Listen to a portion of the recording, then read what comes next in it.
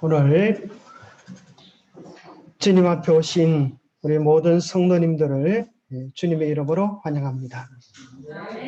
오늘은 믿음으로 요셉은, 믿음의 사람들의 아름다운 이야기를 우리는 듣고 있는데요. 오늘부로 창세기의 마지막 인물 요셉에 대하여 생각해 보고자 합니다.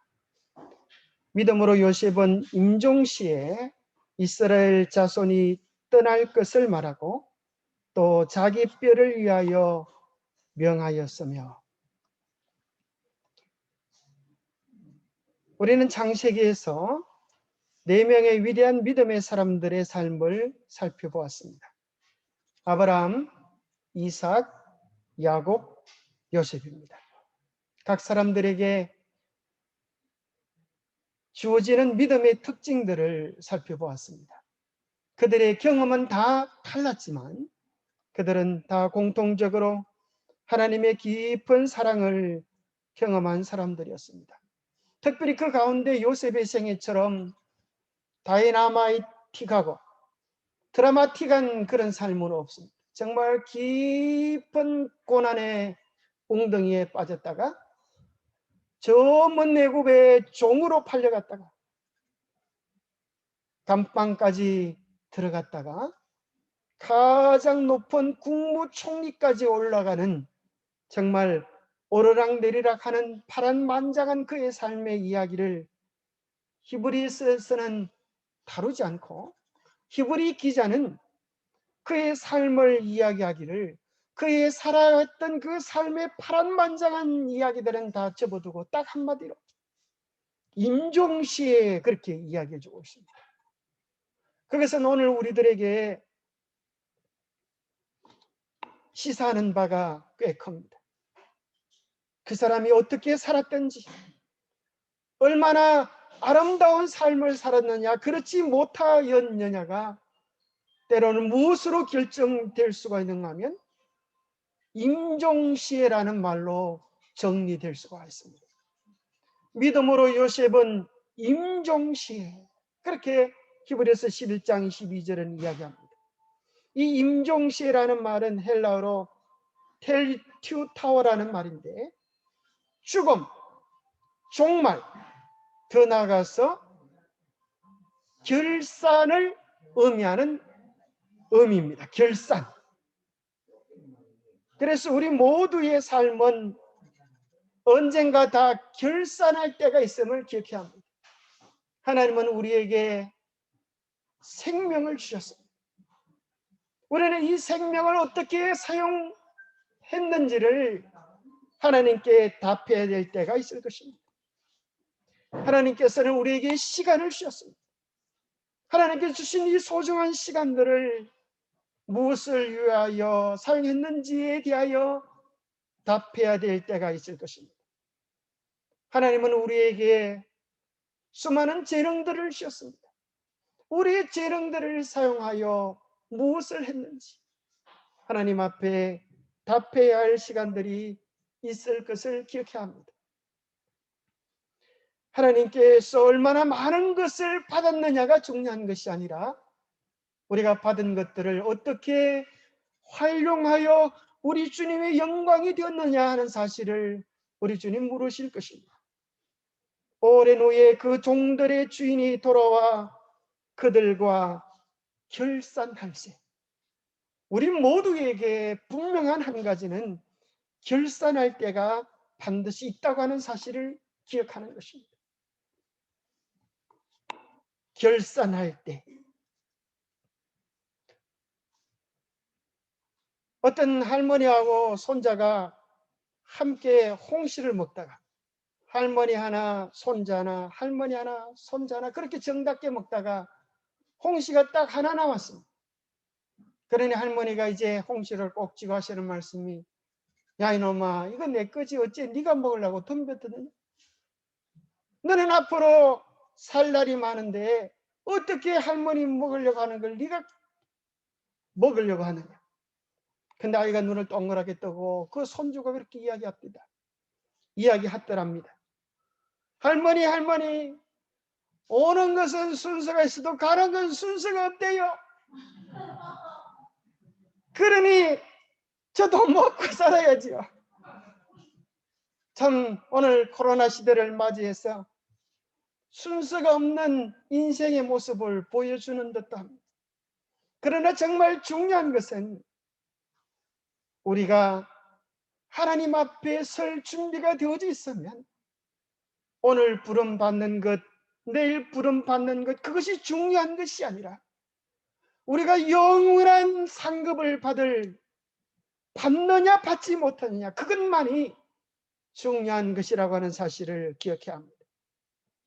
오늘 우리의 삶의 선택에 따라 전도서 3장 17절은 이야기하기를 의인과 악인을 하나님이 심판하시리니 이는 모든 소망하는 일과 모든 행사에 때가 있습니다. 만사에 다 정해진 때가 있다는 것입니다. 그런데 참 감사한 사실은 계시록 16장 7절에 주 하나님 곧 전능하신 이여 심판하시는 것이 참되고 의로우시도다. 하나님이 정말 우리의 하나님이 되실 수 있는 충분한 자격은, 그분은 결코 심판에 있어서 실수하지 않으신다는 사실입니다. 결코 죄로 인하여 벌받아야 할 자를 복 주시지 않으시고 복 받아야 할 자를 한 명도 실수로 벌을 주셔서 억울케 하지 않으시는 그런 하나님이십니다. 하나님이 이 땅의 모든 억울케 된 것들을 바로 잡으시고 바로 세우셔서 이 땅의 모든 억울함들을 끝내주실 것입니다.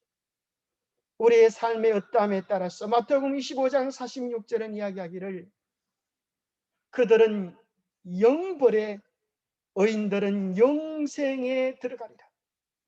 우리의 삶의 어떠함에 따라서 영원한 생명에, 어떤 사람은 영원한 멸망으로 떨어질 것을 이야기해 주고 계십니다. 우리 모두에게는 영원히 결정되어지는 날이 있음을 기억하는 것 참으로 중요한 것 같습니다. 우리의 삶에서 심판이 있을 것을 기억한다면, 우리를 바라보고 계시는 하나님의 눈이 있다고 하는 사실을 기억한다면 우리의 삶은 어떻게 바뀌어지게 될까? 오늘 참으로 우리의 삶을 바라보고 계시는 하나님의 눈을 우리가 인식할 수 있다면 우리의 삐뚤어진 삶이 얼마나 쉽게 바로잡아질 수 있을까요? 아마 심판을 기억한다면 우리는 보다 진지한 삶을 살아가게 될 것입니다.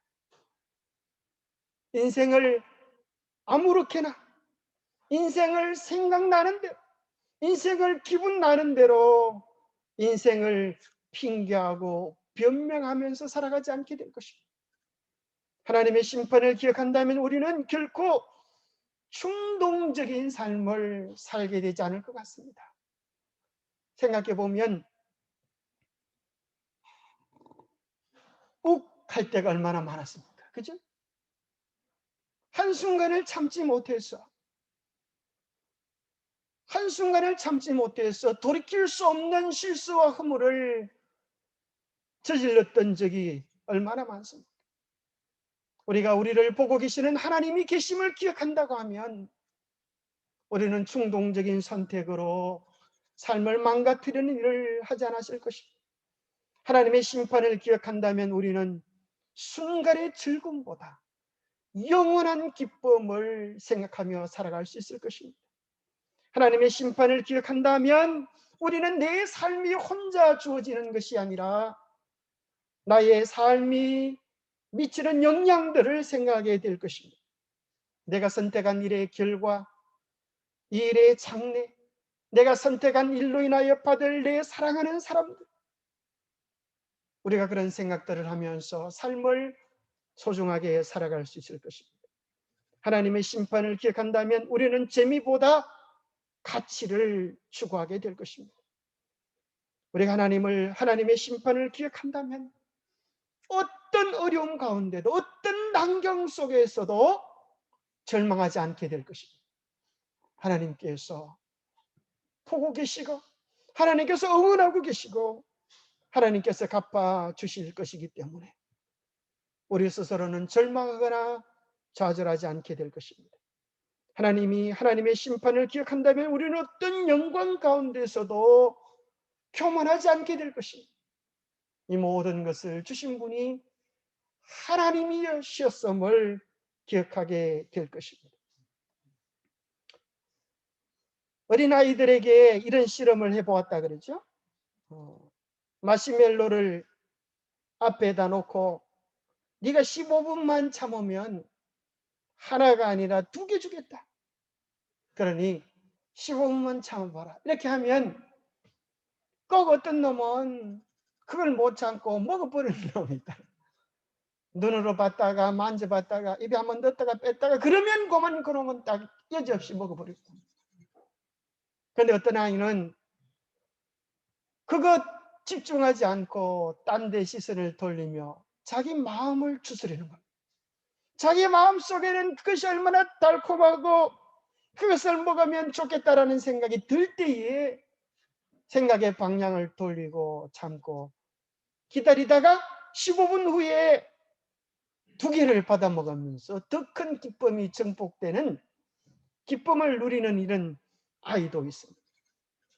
그런데 참 재미난 결과들은 별거 아닌 것 같아도 그것을 할 수 있는 아이와 할 수 없는 아이들의 장래에 많은 차이를 가져왔다는 것입니다. 못 참는 아이들은 싸움에 말려들고 성적이 비교적 떨어지고 충동적인 성격을 가지고 반대로 제어할 줄 아는 아이들은 점수도 괜찮고 직업적 성취도 성공적이고 문제 해결 능력도 뛰어나다라는 것입니다. 생각해보면 그것은 별거 아닌 것처럼 보이지만 그것은 인내할 줄 아는 테스트. 유혹이 올 때 그것을 바로 선택하지 아니하고 기다릴 줄 안다는 것. 대단한 능력인 것입니다. 그러면서 자기가 그걸 하고 싶지만 먹고 싶지만 안 돼. 조금 더 기다려. 자기 조절 능력을 가진다는 얘기죠. 그리고 더 좋은 것을 선택하기 위하여 덜 좋은 것을 버릴 줄 아는 그런 지혜가 그 속에 있다는 것이. 생각해 보면 어린아이뿐 아니라 어른이 되어서도 이러한 문제는 여전히 우리의 삶에 함께하는 문제들이라고 생각합니다. 오늘 내가 충동적으로 사느냐 아니면 한 번 더 생각하면서 선택할 수 있느냐 하는 것은 우리의 삶에 많은 변화들을 가져오게 하는 것입니다. 우리는 매일 살면서 하나님의 눈을 인식하며 살아야 되겠습니다. 오늘날 마귀는 사람들을 어떻게 만들어 버리는가 하면 본능적으로 충동적으로 만들어 버려요. 그래서 어떤 한 작가는 사단은 마침내 대중문화를 선택했습니다라고 하는 책을 썼습니다. 오늘날 영화들을 보면 옛날처럼 생각할 수 있는 영화들이 없어. 얼마나 내용 전개가 빨리빨리 진행되는지 사람들을 몰입시켜버립니다. 여러분들이 유튜브를 하다 보면은 가끔 그런 생각을 하실 때가 있을 거예요. 내가 왜 이걸 보고 있지? 내가 원래 이걸 보려고 했는 거 아닌데 그래서 이것저것 내미는 것 속에 끌려 들어가서 전혀 딴 동네에 있는 자기 자신을 발견할 때가 있어요. 오늘 수많은 영상 매체들을 통하여 게임들을 통하여 이 세상의 자극적인 것들을 통하여 마귀는 우리로 생각하지 못하게 하고 충동적으로 본능적으로 감정적으로 인생을 살도록 세뇌시켜버리고 만 것입니다. 정음복음 1권 236페이지에는 우리에게 이렇게 말씀합니다. 영혼의 구원과 하나님의 영광보다 더 진지함을 불러일으키는 문제가 어디 있겠는가? 경시할 수 없는 중요한 고려의 대상이 여기 있다. 그것들은 영생과 동일한 비중을 갖는다. 영원한 운명이 결정되려 한다. 남녀들은 자신의 복과 화를 결정하고 있다. 자, 한번 생각해 보십시오. 한순간의 즐거움을 얻는 것, 그것과 영원한 소망을 얻는 것 도무지 비교할 수 없는 것임에도 불구하고 오늘날 많은 사람들의 뇌는 망가져 버렸습니다. 영원을, 미래를, 장래를 생각할 수 있는 그 힘을 잃어버리고 있다는 것입니다. 내가 구원을 얻을 수 있는 것, 하나님의 영광을 위하여 사는 것보다 더 진지하고 우리의 관심을 가져야 될 문제가 세상에 어디 있겠습니까? 그럼에도 불구하고 오늘날 많은 사람들은 그에 대하여 주어도 관심이 없다고 하는 것이 오늘날 쇠뇌된 우리의 현 주소인 것입니다. 버스를 타고 가다가 갑자기 운전사가 브레이크를 밟으면 안에 있는 사람들이 운전사 앞으로 쫓아가서 부르셨어요? 이렇게 이야기합니다. 왜 그러냐면 관성의 법칙입니다. 자기는 갔던 일들, 자기 했던 일들을 그냥 지속시키는 것, 앞으로 가는 것이 자연스럽게 왔던 것인데 갑자기 브레이크를 밟아도 자기는 앞으로 가고 싶은 것. 우리는 무의식적으로 변화를 싫어합니다. 그것이 긍정적이든 부정적이든 변화는 스트레스를 자아내기 때문에 안 하던 것을 하려고 하면 신경을 써야 합니다. 그래서 대부분 사람들은 안정을 지향하는 무의식적인 경향을 가지고 있습니다. 변화를 싫어하는 이 무의식의 반응을 우리는 관성의 법칙이라고 합니다.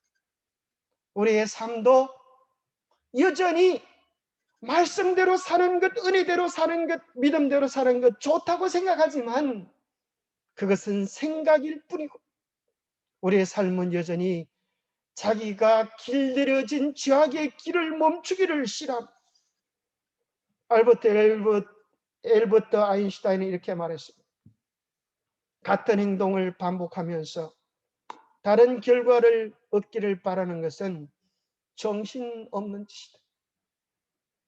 그런데 우리의 삶은 얼마나 똑같은 삶을 살아가면서 내가 오늘 하늘에 적합한 삶이 되기를 기대하고 있습니다.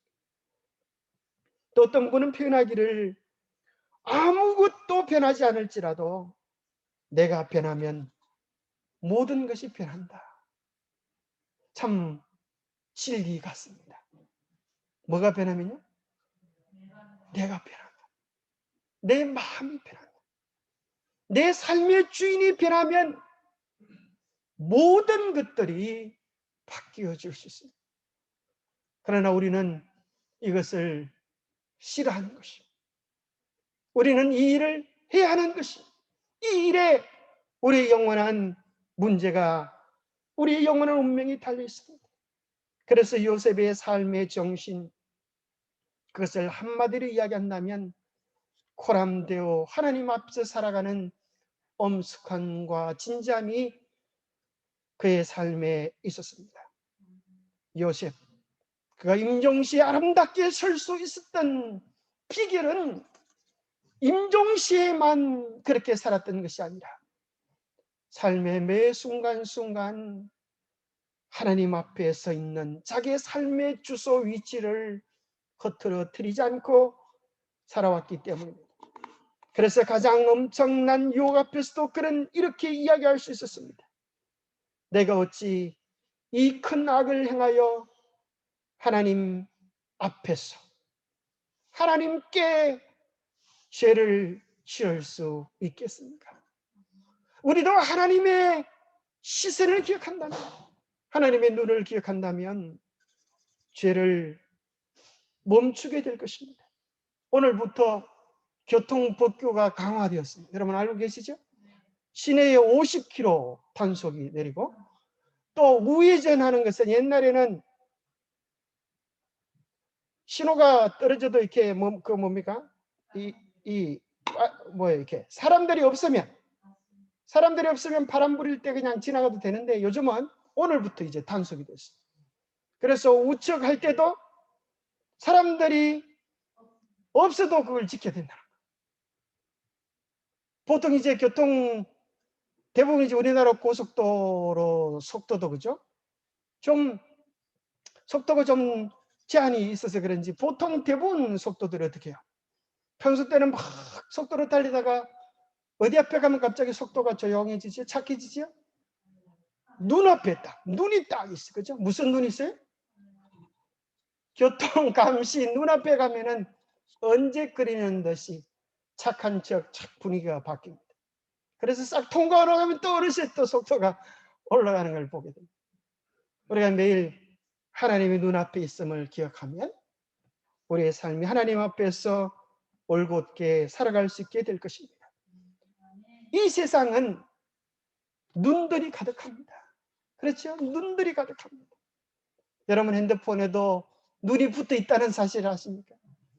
길거리에도 눈이 붙어 있다는 사실을 아십니까? 여러분만 눈이 있는 게 아니라 온 세상이 눈천지인 것입니다. 하나님의 눈앞에 아름다운 삶이 되기를 바랍니다. 두 번째는 요셉의 삶을 이렇게 표현합니다. 분명한 초점이 있는 삶이었다. 믿음으로 요셉은 임종시에 이스라엘 자손이 떠날 것을 말하고 또 자기 뼈를 위하여 명하였으며. 아주 짧은 성경절인데 이 속에 많은 의미들을 시사하고 있습니다. 이스라엘 자손이 떠날 것을 말했다. 이 말은 아브라함에게 하나님께서 주신 약속을 다시 언급하는 것입니다. 여호와께서 아브라함에게 이르시되 너는 반드시 알라 내 자손이 이방에서 객이되어 그들을 섬기겠고 그들은 400년 동안 내 자손을 괴롭히리니 그들이 섬기는 나라를 내가 징별할지며 그 후에 내 자손이 큰 재물을 이끌고 나오리라. 아브라함이 그 약속을 받은 지 약 200여 년이 흘러갔습니다. 그러나 그들은 애굽 땅에서 잘 먹고 잘 살고 있지만은 요셉은 약속이 반드시 성취될 것을 깨달았습니다. 그들이 얼마 후에 이제 애굽의 종이 될 것입니다. 400년 언약의 기간이 찬 다음에 약속의 땅으로 돌아갈 것을 이야기합니다. 그러면서 너희들은 이 땅에서 영원히 잘 살 자들이 아니라 반드시 약속의 땅으로 가야 할 백성들임을 이야기해 주는 것입니다. 그래서 창세기 50장 창세기의 마지막 구절입니다. 이쪽으로 달려가 보면 요셉은 유언으로 이렇게 그의 간절한 소원을 남깁니다. 요셉이 그의 형제들에게 이르되 나는 죽을 것이나 하나님이 당신들을 돌보시고 당신들을 이 땅에서 인도하여 내사 아브라함과 이삭과 야곱에게 맹세하신 땅에 이르게 하시리라 하고 요셉이 또 이스라엘 자손에게 맹세시키 이르기를 하나님이 반드시 당신들을 돌보시리니 당신들은 여기서 내 해골을 메고 올라가겠다 하였더라. 요셉이 110세의 죽음에 그들이 그의 몸에 향재료를 넣고 애굽에서 입관하였더라. 이것이 창세기의 마지막입니다. 그는 유언을 남깁니다. 나는 죽을 것이나 하나님께서 여러분들을 이 땅에서 인도하여 반드시 약속의 땅으로 데리고 갈 것입니다. 그때에 내 해골도 반드시 메고 올라가겠다고 약속해 주십시오. 참 이것은 얼마나 요셉이 하늘을 사모하고 하나님의 약속을 사모했는지를 이야기해 주는 구절입니다. 창세기의 내용은 창조로 시작했다가 창조의 그 아름다움과 영광으로 시작했다가 무엇으로 끝을 맞춰요? 입관으로 끝을 믿습니다. 하나님께서 처음 인간에게 주신 세상은 얼마나 아름답고 행복한 곳이었을까요? 그러나 이 세상은 우리는 아무도 벗어날 수 없는, 입관될 수밖에 없는 운명 속에 살아가게 되었습니다. 그의 아버지가 돌아가실 때는 이렇게 야곱이 요셉에게 말을 했습니다. 내가 죽거든 가나안 땅에 내가 파놓은 묘실에서 나를 장사라. 비록 애굽 땅에 죽었지만은 야곱 역시 사모했던 것은 약속의 땅이었습니다. 그래서 나의 시신을 이 애굽 땅에 묻지 말고 나를 가나안 땅 내가 파놓은 묘실에 장사라고 이야기했습니다. 그래서 야곱이 죽고 나서 이집트의 거대한 장래 행렬이 애곡하면서 가나안 땅으로 가는 엄청난 모습을 보여주면서 수많은 사람들에게 선포하고 있는 것입니다. 우리는 이 땅에 살지만 이 땅에 속한 자가 아니요, 우리는 약속을 바라보며 하늘을 향하여 나아가는 하늘 백성입니다 하는 사실을 수많은 사람들에게 인식시켜 주는 것입니다. 오늘 본문의 말씀은 단순하지 않습니다.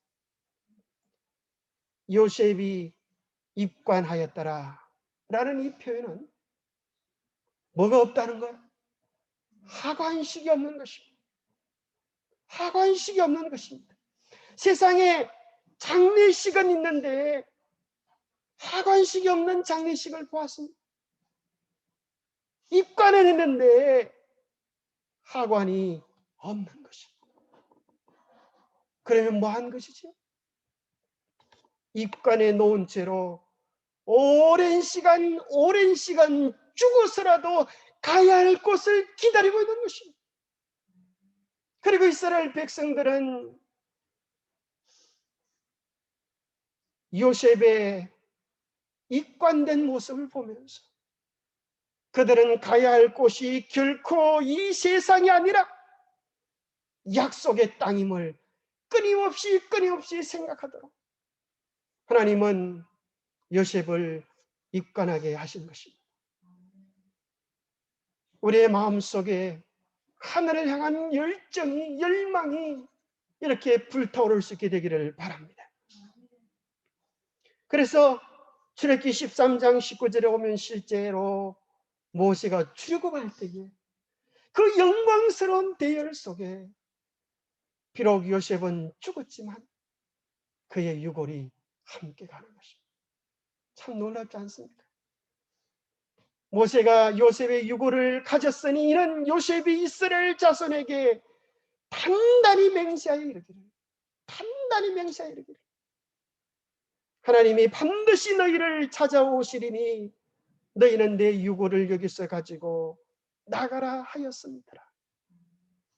오늘 우리가 하늘을 사모하는 백성이라고 하면 요셉 같은 열정과 요셉 같은 진지함이 있게 되기를 바랍니다.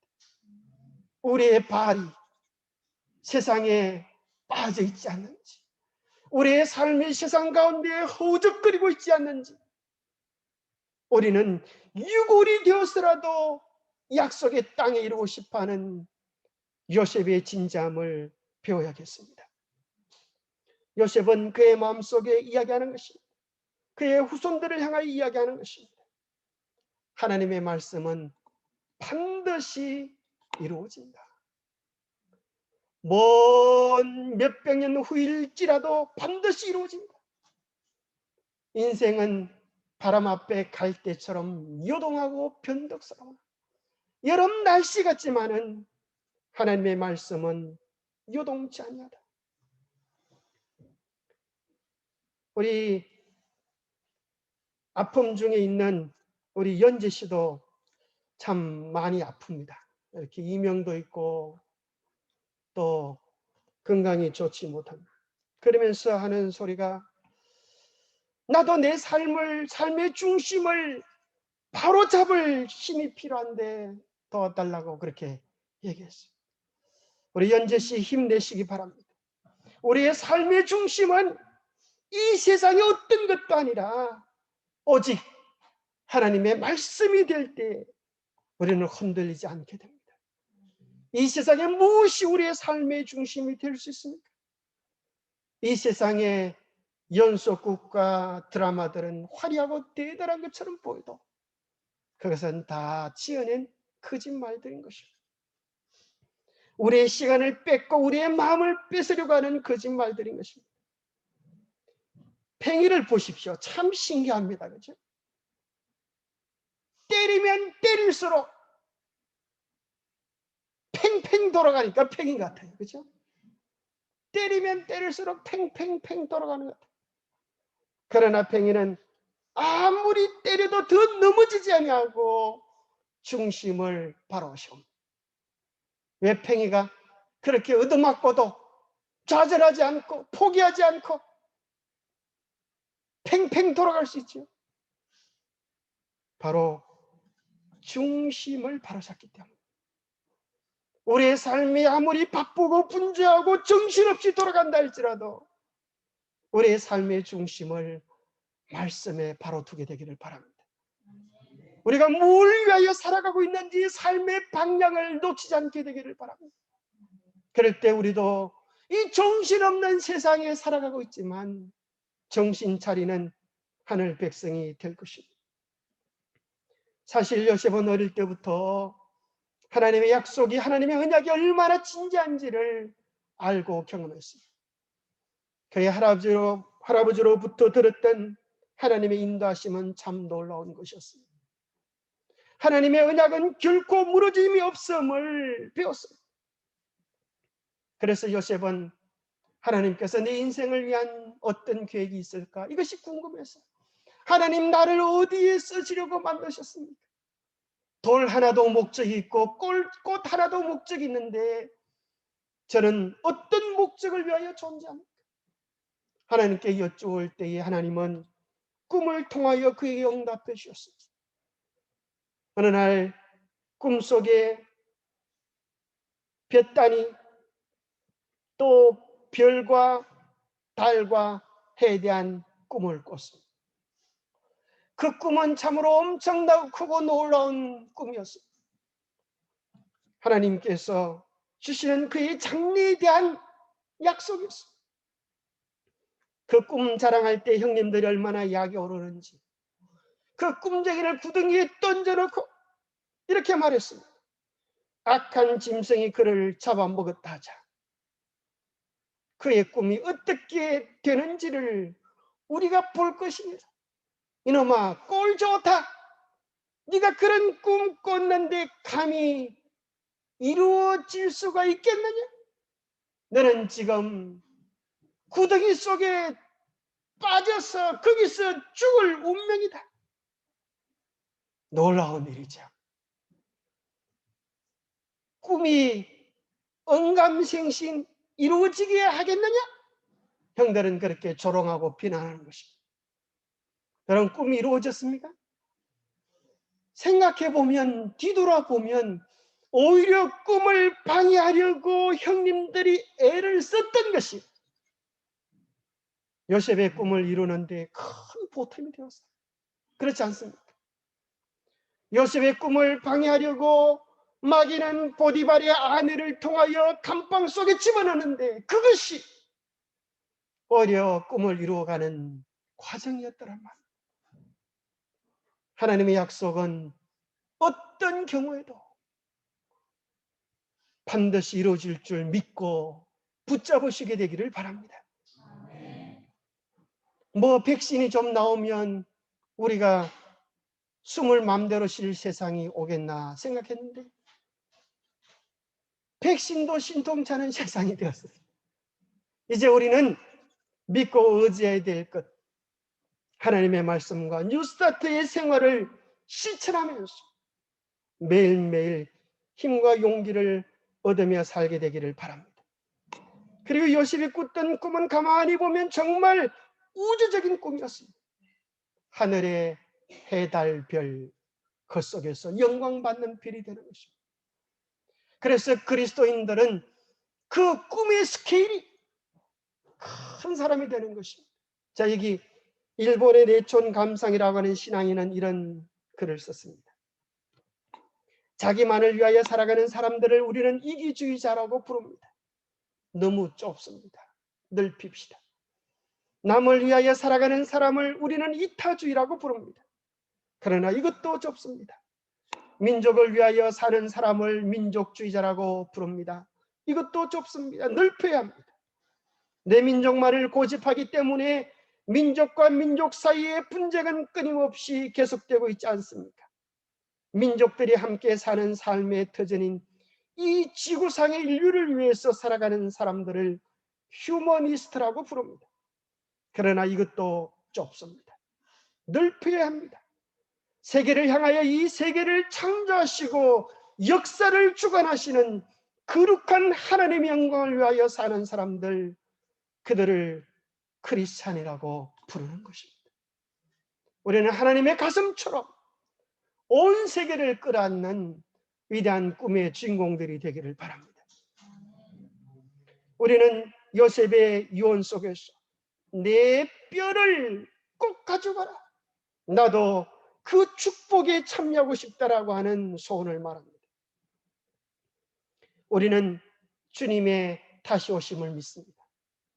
그와 마찬가지로 중요한 것은 그 영광의 자리에 반드시 우리가 서야 한다는 것을 잊지 마시게 되기를 바랍니다.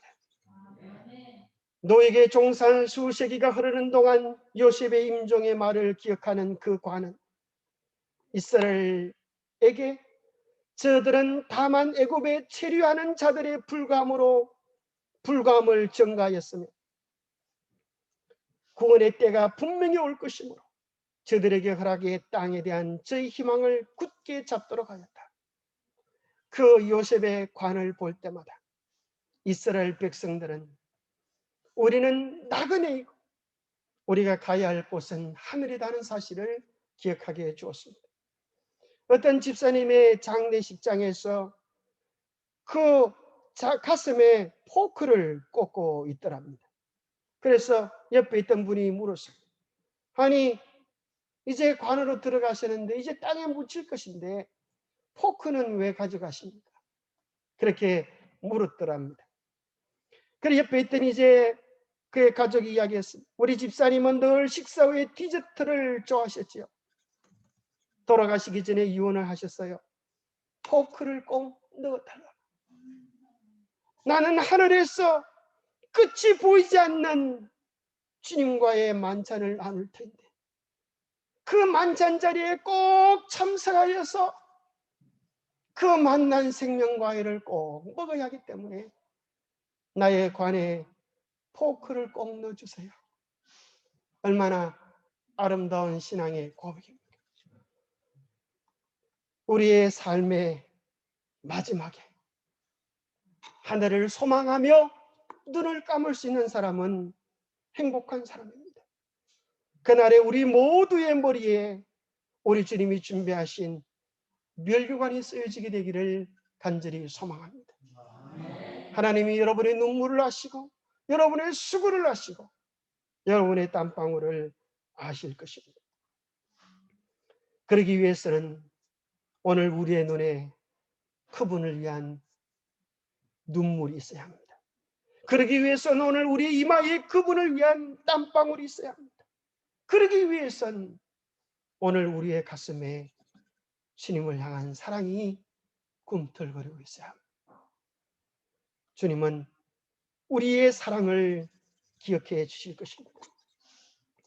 1975년 여름 어느 날 박정희 대통령이 정주영 사장을 불러서 이런 얘기를 했다고 합니다. 달러를 벌어들일 좋은 기회가 왔는데 일을 못하겠다는 작자들이 있습니다.